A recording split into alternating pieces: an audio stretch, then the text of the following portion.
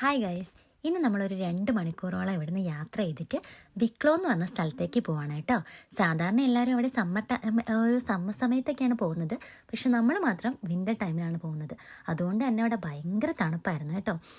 ഭയങ്കര രസമാണ് അവിടെ കാണാൻ. ഈ നാട്ടിലെ പോലെ നല്ല ഹരിതാഭയും പച്ചപ്പും ഒക്കെ ഇഷ്ടപ്പെടുന്ന ആൾക്കാർക്ക് ഭയങ്കര രസമാണ് ഇവിടെ പോയി കഴിഞ്ഞാൽ. പിന്നെ ചെറിയ ചെറിയ കനാലുകളും ചെറിയ പിന്നെ എന്താ പറയുക കുളങ്ങളൊക്കെ ഉണ്ട്. ഭയങ്കര രസമാണ്. നടക്കാൻ ഒരുപാടുണ്ട് കേട്ടോ.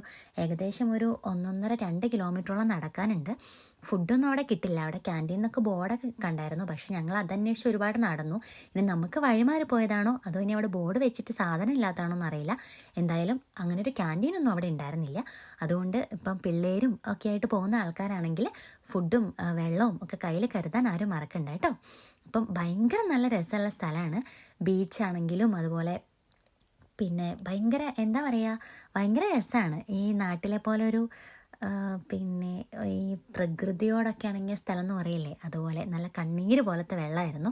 കുഞ്ഞു കുഞ്ഞി ചെറിയ ചെറിയ വെള്ളച്ചാട്ടങ്ങളൊക്കെ ഉണ്ടായിരുന്നു. നമുക്ക് കോരി കുടിക്കാൻ തോന്നും, അത്രയും ഭയങ്കര തെളിഞ്ഞ കണ്ണീര് പോലുള്ള വെള്ളമായിരുന്നു.